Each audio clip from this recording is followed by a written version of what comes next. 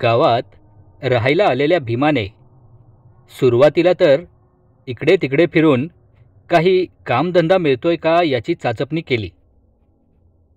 कामं पुष्कळ होती, परंतु त्या बदल्यात मिळणारा मोबदला मात्र फार कमी होता. भीमाला याच गोष्टीची चीड होती.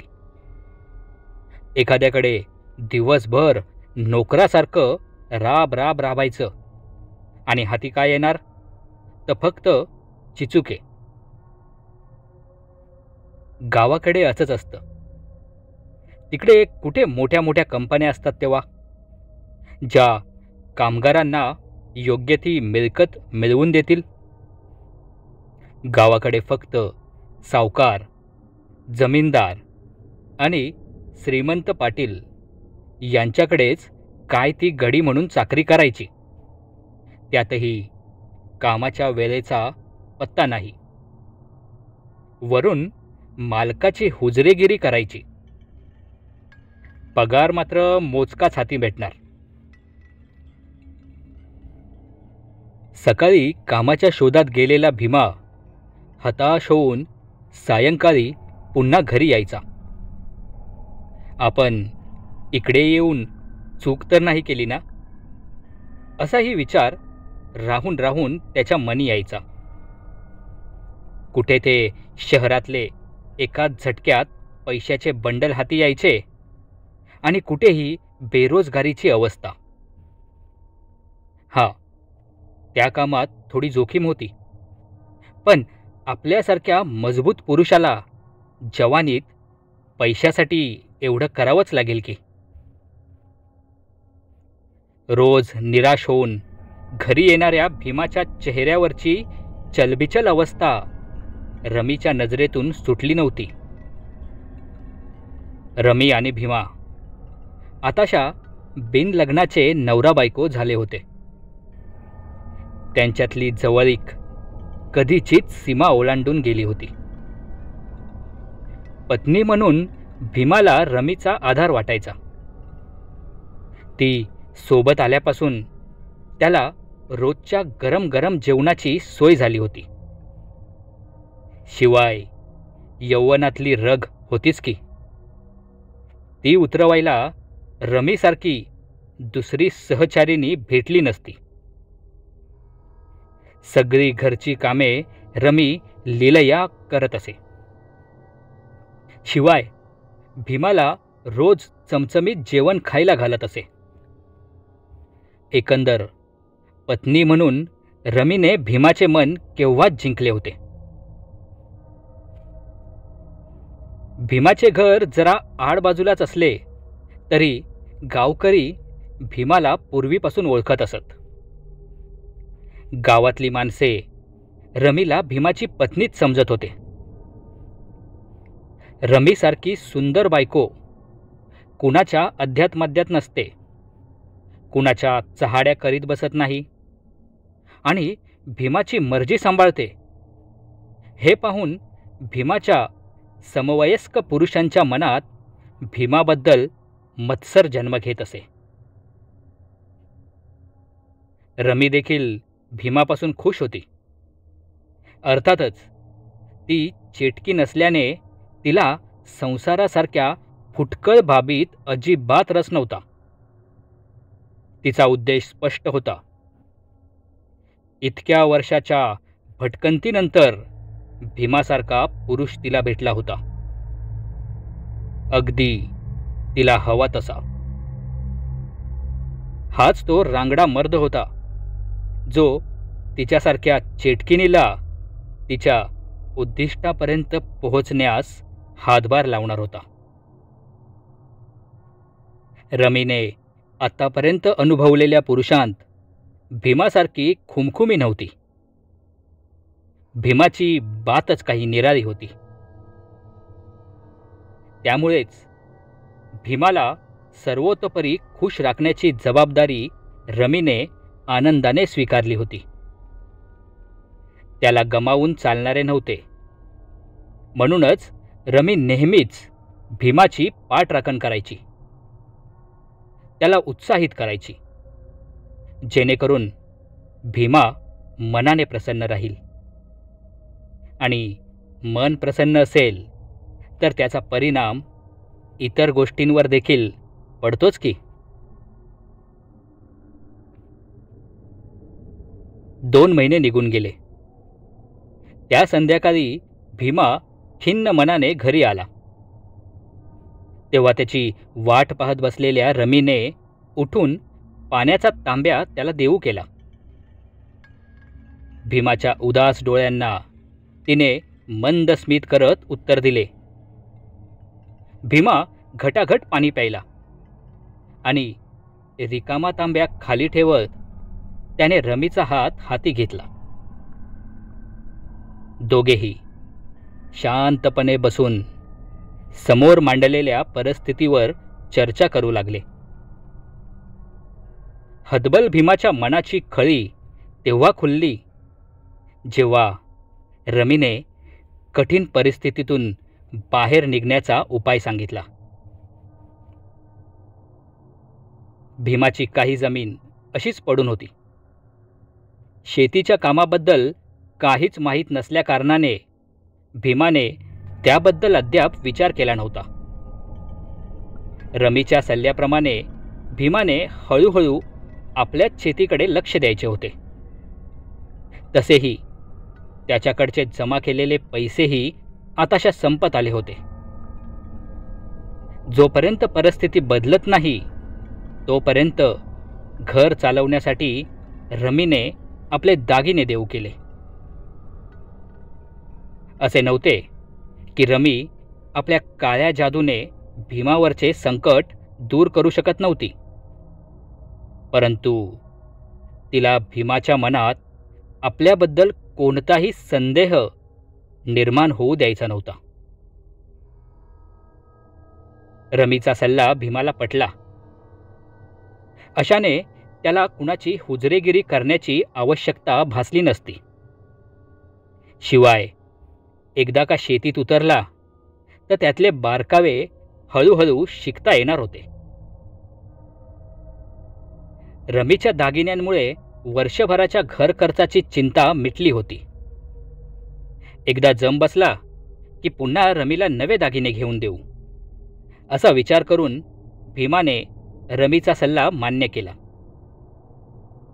दुसऱ्या दिवसापासूनच भीमा कामाला लागला. कष्टाचे कोणतेही काम करण्याची त्याची तयारी होती. भीमा रोज सकाळीच घर सोडायचा आणि रात्री जेवणाच्या वेळेलाच घरी यायचा.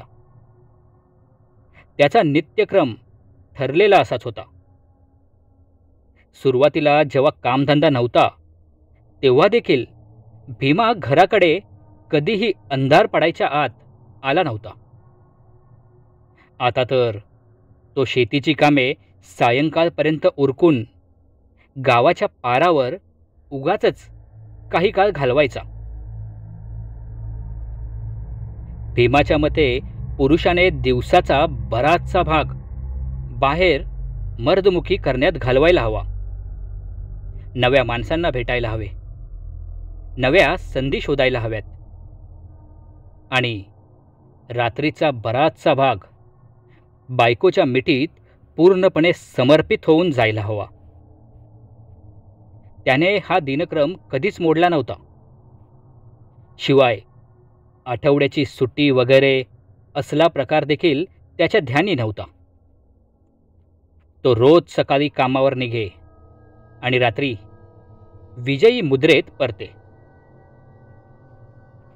भोळ्या मनाचा भीमा मात्र एका बाबीपासून अंधारात होता. रमी. होय, रमी. आपल्या उद्दिष्टपूर्तीसाठी त्याच्या संसारात साथ देणारी रमी खरं तर एक चेटकीण होती आणि भीमाच्या नकळत तिचे प्रताप कमी अधिक प्रमाणात सुरू होते. गावावर संकटाचे वादळ घोंगावत होते. हल्ली हल्ली रात्री अपरात्री विचित्र प्रकारची कोल्हेकुई गावात ऐकू येई. मध्यरात्रीच्या सुमारास कुत्री भीमाच्या घराकडे तोंड करून एका सुरात विवळत असत. अर्थातच गावकऱ्यांनी ओळखले नसले तरी त्या मुक्या जनावरांनी चेटकिनीच्या अस्तित्वाची दखल घेतली होती. अधीमधी गावात मेलेल्या मांजरांचे रक्त शोषलेले मृतदेह सापडू लागले होते.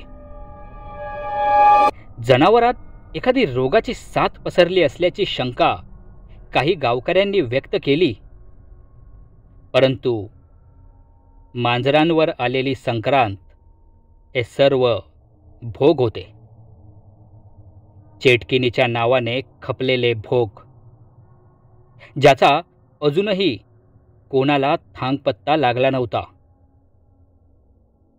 मध्यरात्रीच्या सुमारास भीमा गाढ झोपत असे आणि त्याच वेळेस रमी काही काळासाठी बाहेर पडत असे. मऊ लुसलुशीत मांजरी तिला फार आवडत. त्यांच्या नरडीचा घोट घेऊन उष्ण रक्ताची चिरकांडी आपल्या चेहऱ्यावर उडवून घेण्यात रमीला पाशवी आनंद मिळत असे. भीमा घरी नसताना चेटकिनीला फार काळ बाहेर राहता येत नसे.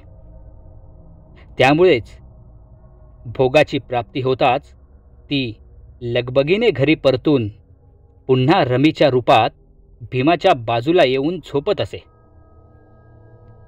परंतु तिलाही काही नियमांची चौकट होती. सूर्यास्त झाल्यानंतर रमीला कमीत कमी तासभर तरी आपल्या मूळ रूपात राहणे गरजेचे होते. तसा शापच होता तिला.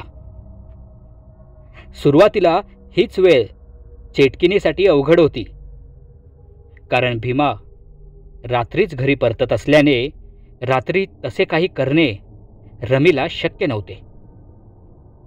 परंतु चाणाक्ष चेटकिनीने त्यावरही उपाय काढला होता. रमी नित्यक्रमाने भीमा परतण्याच्या अगोदरच घरात आपल्या मूळ रूपात येऊन वावरायची. कसलं ते भयानक रूप कल्पनाही करवत नाही.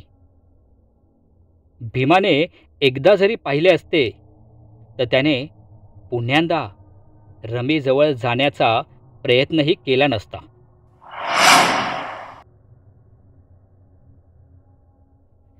ती संध्याकाळ ढगाळ वातावरणाने अधिकच गूढ केल्यासारखी वाटत होती.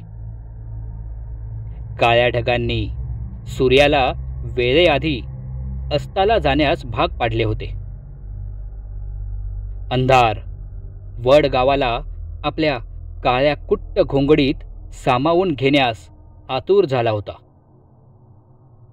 सुसाट वारा सैरा वैरा धावत, सोबत धूळ माती सुकलेला पालापाचोळा उडवत नजरेसमोरचे दृश्य अधिकच धूसर करण्याचा प्रयत्न करत होता.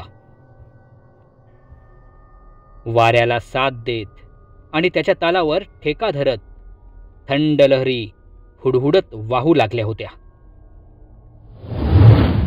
एकूण बाहेर थांबणे मूर्खपणाचे होते. लवकरात लवकर घराच्या आसऱ्यात पोहोचणे गरजेचे होते.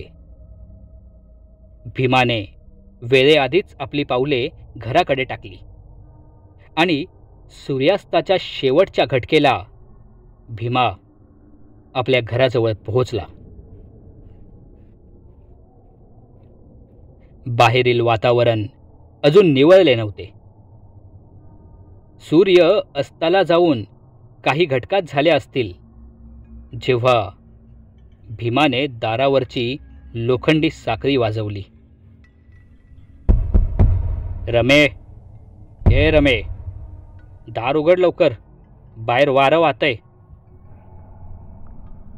दारापलीकडून भीमाची हाक ऐकू आली आणि अलीकडे जमिनीवर फतकल मारून बसलेल्या त्या जख्ख म्हातारीच्या चेहऱ्यावरच्या सुरकुत्या 100 पटीने वाढल्या. मळकट पांढऱ्या साडीत गुंडाळलेला आपला थरथरता हात उचलून तिने चेहऱ्यावर आलेला पदर मागे करत डोक्यावर घेतला.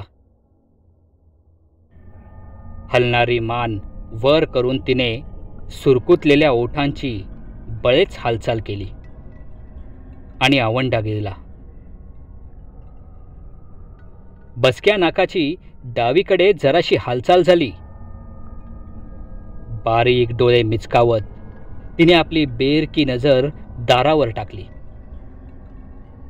मोठ्या कष्टाने उठण्याचा प्रयत्न करत असल्यासारखी ती हळूहळू जागेवरून उठली. दरवाजा पलीकडे भीमा ताटकळत उभा होता आणि अलीकडे ती चेटकीन अर्धी अधिक वाकलेल्या अवस्थेत कमरेवर हात ठेवून कपाळावर आठ्यांचे जाळे पसरवत बंद दाराकडे पाहत होती. यावेळी किंचितशा उघडलेल्या तिच्या तोंडातून वळवळणारी काटेदार जीभ बाहेर डोकावली. बारीक बारीक चिरा पाडलेल्या त्या जिभेवरच्या असंख्य काट्यांमधून थेंबा थेंबाने लाळ टपकत होती.